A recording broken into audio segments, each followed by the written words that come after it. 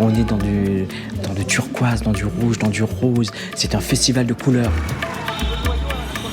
Le lifestyle indien, alors c'est un mélange d'odeurs d'encens, de temples qui crient leur chant de prière et puis la foule toujours. Le contact avec les Indiens, il est très facile. Il est chaleureux, il est souriant, il est généreux.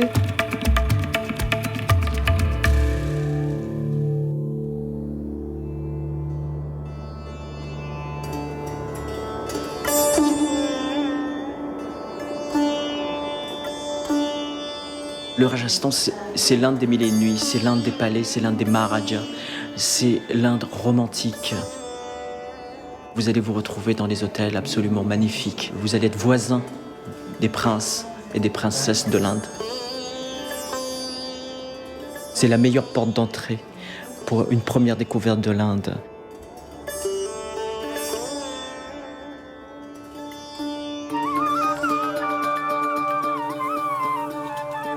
L'Inde peut se visiter aussi d'un point de vue contemporain, vivre comme un habitant de Bombay, comme un habitant de Delhi, une façon de voir les choses très différemment.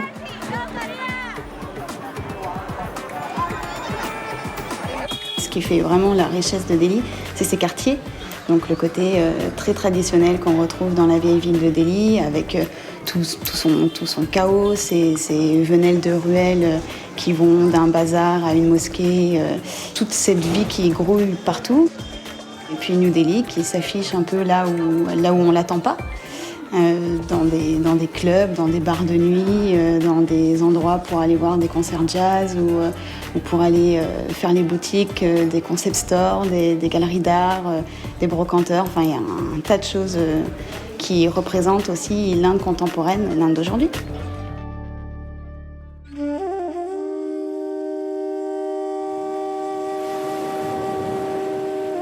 Ma région coup de cœur, c'est forcément le Kerala où je suis née, qui à la fois combine des paysages extraordinaires, luxuriants, qui est le berceau historique des épices, et qui a une cuisine très riche et très variée, avec beaucoup d'options végétariennes et une cuisine du poisson.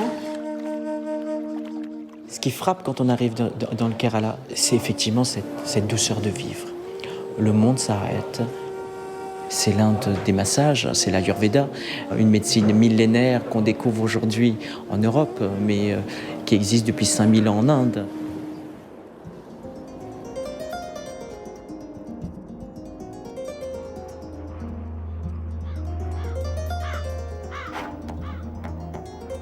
Soit on va dans les Himalayas, dans des zones où je dirais naturellement on est porté par les paysages, par la nature, par la pratique du yoga, dans cette Inde-là. Soit toute la vallée du Gange, bien sûr. On pratique les bains rituels qui sont extrêmement puissants et intéressants. Et puis il y a quelque chose qu'on sait moins, qui est très intéressant pour aborder la spiritualité indienne, c'est d'aller dans les temples hindous vivants. Vous installez, vous méditez, et vous commencez à rentrer vraiment dans ce que les hindous nous ont tous apporté. La vie spirituelle n'est pas coupée de la vie sociale, n'est pas coupée de la vie politique.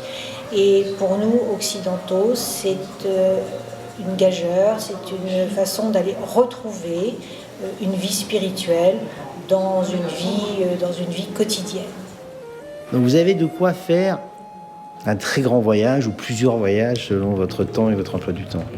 En tout cas, moi, si un jour je pars 1 an, j'essaierai de faire ça, mon petit tour du monde des Indes.